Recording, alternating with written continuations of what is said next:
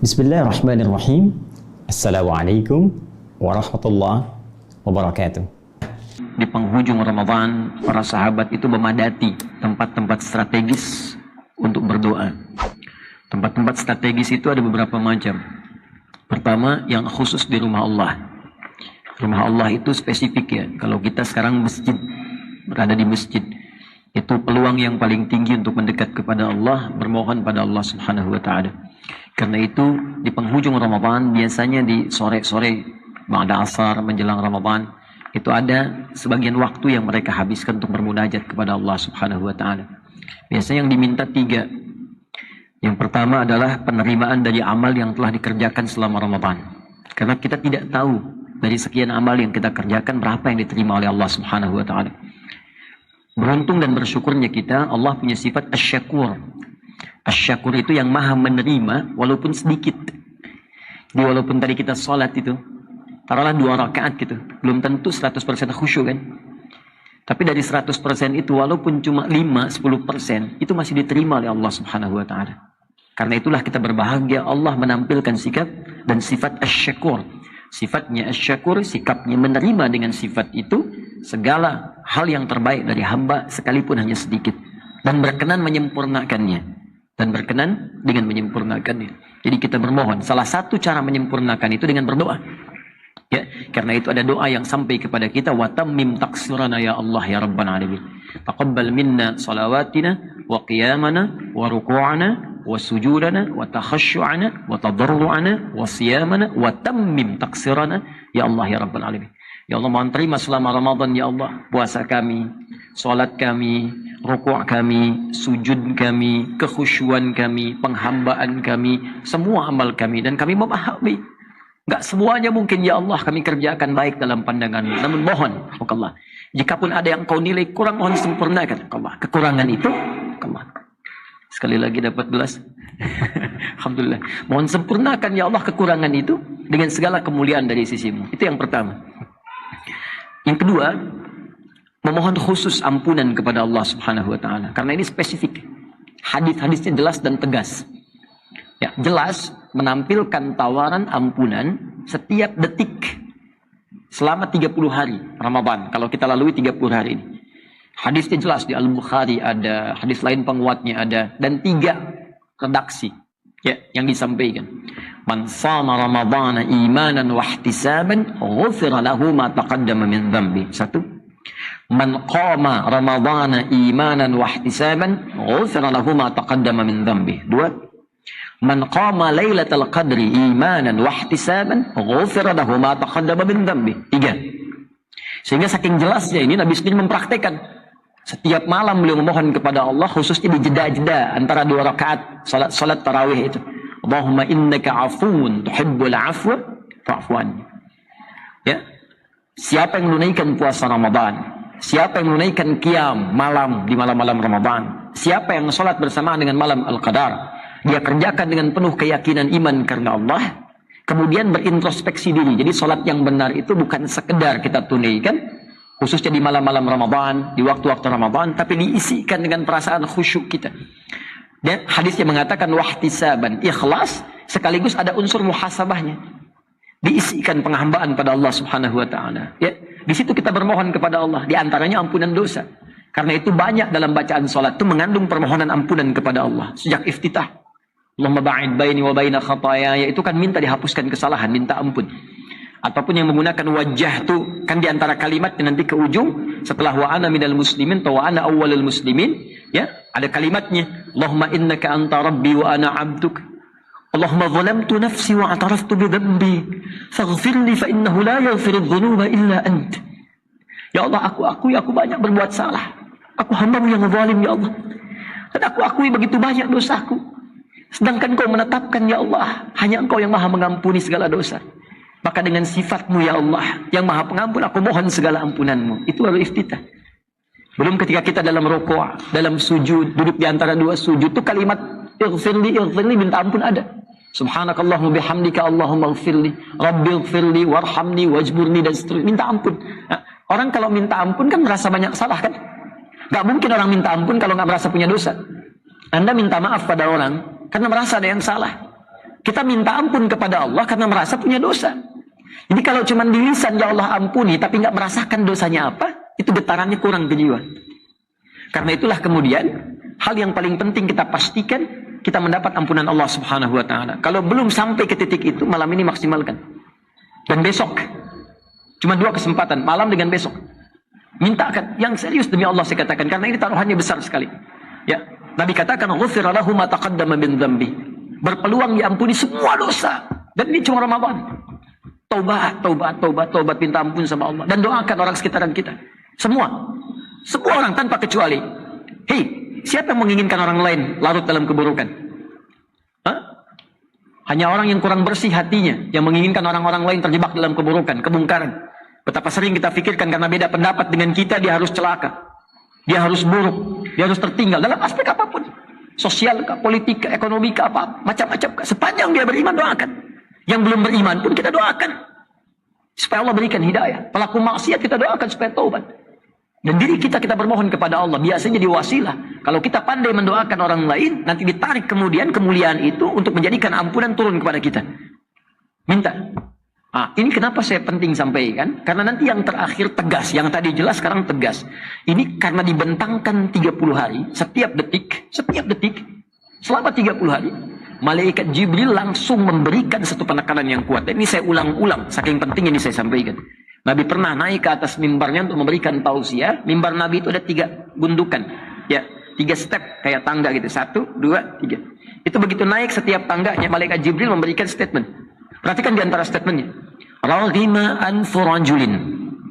Sungguh kotor hidung seseorang itu. Ini bahasa kiasan, ungkapan. Ya, bu'dan maknanya. Bu'dan, sungguh tercela, jauh.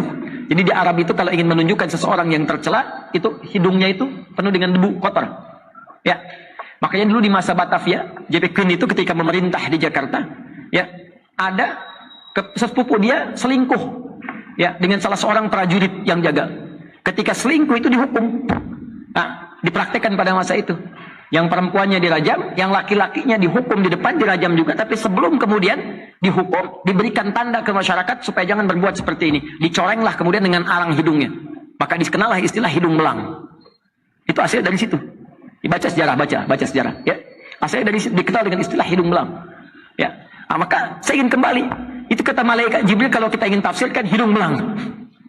Ya, dalam konteks ini tercela, menunjuk perbuatan yang sangat tercela. Sungguh keterlaluan, di tafsir hadis lain dan keterlaluan katanya. Liman adraka Ramadan falam yughfar lahu. Orang yang disampaikan oleh Allah ke bulan Ramadan tapi tak mampu diampuni dosa-dosanya. Ya, orang lain nggak sempat sampai. Kita sampai. Begitu sampai nggak dimanfaatkan. Sekali nggak dikasih, sekali dikasih Anda nggak manfaatkan, ada kesempatan kedua. Kedua nggak dapat, ada ketiga. Tapi 30 hari diberikan nggak dimanfaatkan. Keterlaluan kata malaikat. Tapi yang paling menarik kata Nabi, amin. Kabulkan ya Allah. Kabulkan. Ini yang paling bahaya, hati-hati ya. Hati-hati dengan kalimat ini. Nabi katakan amin, kabulkan ya Allah. Biasanya Nabi yang berdoa, malaikat mengaminkan. Ini kebalik. Malaikat yang berdoa, Nabi yang mengaminkan. Ini ada di Al-Mustadrak. Al-Mustadrak ini termasuk sahih. Karena disusulkan kepada syarat Al-Bukhari dan Muslim. Saya sering sampaikan di ilmu hadis, Imam Al-Bukhari meninggal, gak semua hadis terkumpulkan. Imam Muslim datang, ya melengkapi sebagiannya. Imam Muslim meninggal, ada banyak hadis yang belum dikumpulkan. Makanya datang kemudian Imam Al-Hakim An-Naisaburi mengeluarkan kemudian beberapa syarat-syarat khusus di Al-Bukhari dan Muslim. Dari syarat ini dikumpulkan, lalu dicarilah hadis sesuai dengan kualifikasi tadi, syarat yang tadi. Maka ditemukan hadis-hadis, diantaranya hadis tadi. Disusulkanlah kemudian ke dalam Al-Bukhari dan Muslim. Disusulkan dalam bahasa Arab disebut Al-Mustadrak namanya. Maka diberi nama kitabnya Al-Mustadrak kayak karya Al-Hakim An-Naisaburi. Karena itu di penghujung-hujung Ramadan, malam-malam ujungnya. Kemudian nanti di penghujung ba'da asar menjelang ke maghribnya banyak yang bersimpuh kepada Allah. Di antara sahabat banyak nangis. Ya, satu, tadi memohon kepada Allah menerima amal ibadah. Kedua, diampuni dosa. Dan yang ketiga, yang paling penting, diberikan kesempatan untuk konsisten mempraktekkan hasil Ramadan di 11 bulan mendatang. Ya, awas hati-hati karena nanti ciri keberhasilannya pasca Ramadan, bukan saat Ramadan. Orang yang berhasil bukan saat trainingnya. Saat mempraktekkan hasil training itu.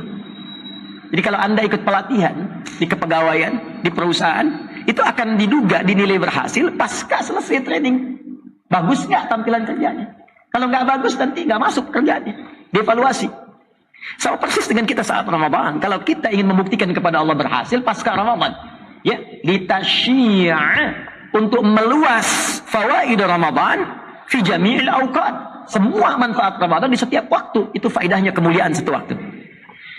Masjid tempat pertama. Kalau masih ada tempat nanti besok, ya, setelah selesai misalnya pagi-pagi zikir pada Allah, siang kalau nanti mau meninggalkan i'tikaf ke tempat masing-masing, boleh ke rumah, mampir dulu misalnya di masjid dekat rumah, boleh asarnya, atau mau selesaikan di sini tidak ada masalah. Atau kalau tidak sempat, kalau di beberapa masjid ada protokolnya, zona merah yang sangat kuat dan kita menghormati itu, maka ambil di rumah dengan spesifik satu tempat. Apa tempatnya? Mihrab namanya. Ya, apa namanya? Mihrab. Nah, saya ingin luruskan persepsinya, mihrab itu bukan hanya tempat untuk imam di sini, bukan. Mihrab asalnya tempat khusus yang kita tujukan hanya untuk kepentingan ibadah saja. Untuk ibadah. Dan mihrab ini punya keistimewaan. Kalau dikhususkan untuk ibadah, maka dia memiliki dua keistimewaan yang sangat dahsyat. Bahkan tiga. Satu, mempercepat terkabulnya doa. Yang kedua, mempercepat datangnya rezeki. Yang ketiga, mempercepat lahirnya ampunan Allah Subhanahu wa ta'ala. Satu, mempercepat terkabulnya doa. Kedua, mempercepat datangnya rezeki. Bahkan dari sisi yang tidak diduga, nanti saya tunjukkan dalilnya. Dan yang ketiga, mempercepat datangnya ampunan Allah Subhanahu wa ta'ala. Makanya kenapa imam posisinya di mihrab? Ya, kenapa? Karena imam menjadi pemimpin kita dalam sholat. Dan imam yang menyampaikan permohonan kepada Allah dalam doa, dalam sholat. Karena itulah ditempatkan di mihrab, diharapkan doanya cepat dijawab oleh Allah. Karena itu disunnahkan sebelum memimpin itu menghadap kepada makmum. Melihat keumuman makmumnya siapa yang sholat. Adakah orang yang dalam perjalanan? Adakah orang yang terlihat dalam kesulitan? Adakah orang-orang anak kecil yang tidak mampu berdiri lama? Dan sebagainya. Lalu meletakkan surat terbaik, mohon kepada Allah termasuk dalam sujudnya. Ya. Nah, mihrab ini, itu tidak hanya bisa kita khususkan di masjid. Boleh kita tempatkan di rumah. Jadi selain bikin musalla agak besar lagi kalau di rumah misalnya, boleh di antara itu ada mihrab. Tidak harus luas, tidak harus ruangan. Ada ruangan, alhamdulillah. Nggak ada ruangan, bentangkan sehamparan sejadah. Cuma kita niatkan untuk mihrab. Kalau sudah mihrab tempatnya, ya, jadi mihrab itu yang tersekat namanya, ya, yang tersekat. Bisa dengan konteks tekstual, disekat, ya, dengan pintu, dengan ruangan. Bisa jadi majas, ya. Artinya apa? Kita bentangkan sejadah, cuma sekat dengan area sejadah itu. Nggak boleh kita berlaku di situ selain ibadah. Makanya handphone keluarkan, ya. Jangan ngobrol, jangan macam-macam dunia, makan macam-macam, apalagi besok kan masih puasa, handphonenya keluarkan, lu fokuskan ibadah di situ.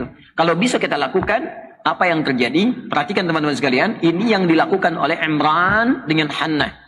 Sampai diabadikan dalam Al-Quran di ayat 37. Saat Imran dengan Hannah itu bukan Nabi, bukan Rasul. Makanya diberi oleh Allah contoh yang bukan Nabi, bukan Rasul, supaya kita tiru. Dan Anda tidak berkata, itu kan Nabi, itu kan Rasul. Sekarang Allah sebelum kita bertanya menjelaskan, ini bukan Nabi, bukan Rasul. Disiapkan Maryam untuk menjadi hamba yang saleh.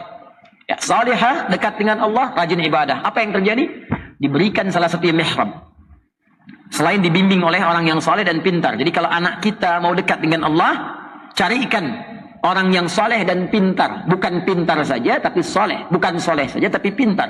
Saat itu yang paling pintar dan saleh Nabi Zakaria. Sekolahkan di tempat yang mendekatkan kepada Allah. Maaf, lompat sedikit saja. Anda ingin anak Anda dekat dengan Allah, rajin sholat. Tapi Anda sekolahkan di tempat yang tidak mengajarkan sholat. Kan tidak nyambung. Anda ingin anak Anda ahli Quran. Tapi disekolahkan di sekolah yang bahkan tidak mengajarkan Quran. Kan tidak nyambung. Nah, sekarang kembali, mihrab. Begitu dibuatkan mihrab oleh Imran dan Hannah, apa yang terjadi? Ayat 37 saya bacakan cepat. Fataqabbalaha rabbuha biqabulin hasanin, maka diterimalah ikhtiar itu oleh Allah. Jadi baru kita bikin dengan niat yang ikhlas. Innamal a'malu binniyat. Kembali ke niat kita. Begitu kita ikhlaskan karena Allah, diterima oleh Allah. Wa ambataha nabatan hasana wa kafalaha Zakaria. Kisah Maryam lalu dirawat oleh Nabi Zakaria, diperhatikan tadi yang saya sampaikan. Ya, apa yang terjadi? Diperhatikan oleh Allah. Jadi orang-orang yang spesifik menyiapkan diri untuk mendekat kepada Allah dapat perhatian Allah. Dan tidak mudah mendapatkan perhatian Allah. Anda ingin mendapatkan perhatian pimpinan di kantor, di perusahaan, atau dalam kehidupan sosial, mencari sesuatu kan? Kita sekarang mendapat perhatian Allah itu mahal. Maka ketika perhatian Allah diberikan, apa yang terjadi? Kullama dakhala 'alaiha Zakariyal mihrab. wajada 'indaha rizqa. Qala ya Maryam anna laki hadha? Qalat huwa min 'indillah. Innallaha yarzuqu man yasha' bighairi hisab. Setiap kali Nabi Zakaria masuk ke mihrab itu, mendapati semua kebutuhan Maryam, rizki. Tadi yang saya katakan, mihrab mempercepat datangnya rizki. Ditanya oleh Nabi Zakaria, dari mana semua ini? Saya kan baru mengantarkan makanan, ada makanan. Saya mau mengantarkan baju ganti, sudah ada baju ganti. Semua ada. Maryam berkata, semua dari Allah. Allah akan memberikan rizki tanpa batas pada siapa yang dia kehendaki. Ini saya mau ajarkan fikihnya sedikit, mohon izin ya. Atau menyampaikan, maksud saya menyampaikan apa yang guru kami pernah ajarkan. Mohon maafkan saya, menyampaikan kembali apa yang guru kami pernah ajarkan. Perhatikan baik-baik.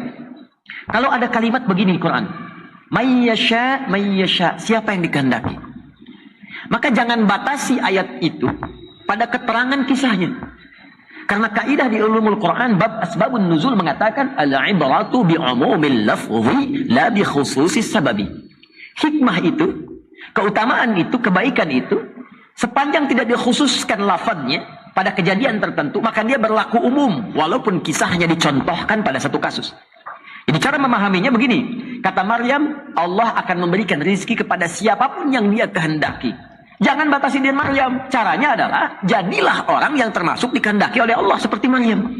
Itu caranya. Nah, ini yang dibaca Nabi Zakaria. Saya mau masuk pada bagian kedua kemuliaan mihrab. Nabi Zakaria baca, oh Maryam dikehendaki oleh Allah. Dapat sesuatu tanpa batasan. Bi ghairi hisab, tanpa batas. Qadar Allah, Nabi Zakaria pada saat itu punya keterbatasan. Kata medis, secara klinis gak mungkin punya keturunan. Istrinya divonis maaf, menopause dan mandul, beliau sudah sepuh, rambut memutih, fisiknya sudah letih. Maka apa yang beliau simpulkan? Saya walaupun nabi, ada satu yang saya belum punya, seperti Maryam. Apa itu? Mihrab khusus. Maka sholatlah di situ, minta sama Allah.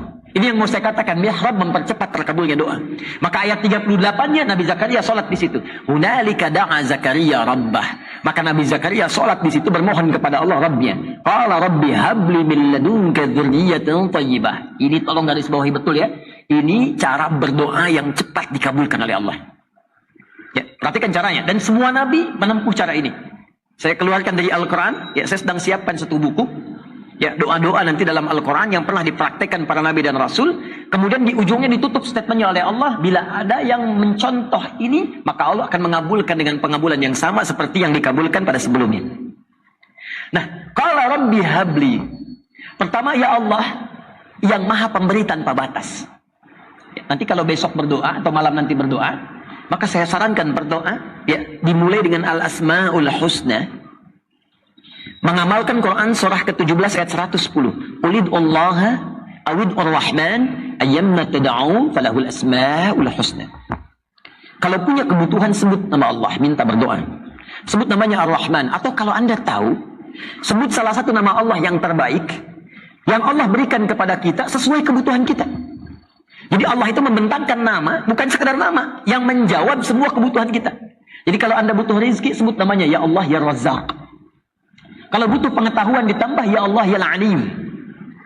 Kalau butuh perlindungan Ya Allah Ya Jabbar. Kalau butuh kesabaran Ya Allah Ya Sabr. Ya. Maka Nabi Zakaria kan tadi divonis terbatas, gak mungkin punya keturunan. Maka beliau mesti menyebut nama Allah pemberi tanpa batasan. Nama Allah yang memberi tanpa batas disebut Wahhab namanya. Wahhab. Permintaan dalam bentuk permintaan tolab namanya hab. Untuk sendiri li, untuk banyakkan lana. Rabbana habli, Rabbana hablana min azwajina dan seterusnya. Maka beliau minta habli. Hunalika da'a Zakaria rabba qala rabbi habli, ya Allah yang Maha Pemberi tanpa batas. Mereka mengatakan aku punya keterbatasan. Aku memohon kepadamu yang tidak punya batas dalam pemberian. Dzurriyyatan thayyibah. Ya, rabbi habli min ladunka dzurriyyatan thayyibah. Dari sisimu saja ya Allah. Karena mereka mengatakan mustahil. Tarik ini lafadznya khususkan ke kita. Ya Allah, mereka mengatakan aku mustahil sembuh ya Allah. Ya Allah, mereka mengatakan masalahku di rumah mustahil tidak selesai ya Allah. Ya Allah, mereka mengatakan aku tidak mungkin mendapat pekerjaan ya Allah. Ya Allah, mereka mengatakan tidak mungkin masalah selesai. Sedangkan hanya Allah pemberi tanpa batas. Aku meyakini ya Allah. Aku meyakini hanya Engkau yang memberi solusi tanpa batas. Aku mohon solusi darimu saja ya Allah ketika mereka katakan tidak mungkin diberikan. Innaka sami'ud du'a. Perhatikan cara menerjemahkannya. Ini beda dengan terjemahan di tafsir ya. Innaka sami'ud du'a, sungguh aku meyakini hanya engkau yang mampu mengabulkan doa.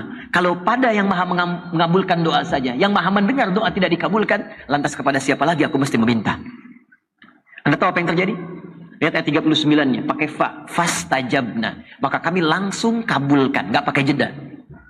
Karena itu besok, kalau nggak di masjid, ya menjelang ba'da asar, boleh jeda sebentar, gitu kan? Tilawah, zikir, istighfar. Nanti menjelang ke maghrib itu enak tuh suasananya. Anda akan dapatkan keheningan tersendiri dalam hati itu. Ada getaran. Memang kadang-kadang ada kesedihan. Tapi juga disertai kebahagiaan. Seperti pertanyaan saudari kita beberapa waktu lalu itu. Ada kesedihan tapi ada kebahagiaan. Setelah itu tiba kemudian ada air mata. Begitu air mata mengalir, sertai dengan doa. Disitulah titik bagaimana Allah memberikan rahmat kepada kita. Minta ampunan, minta kabulkan doa. Maka silahkan lihat bagaimana reaksinya.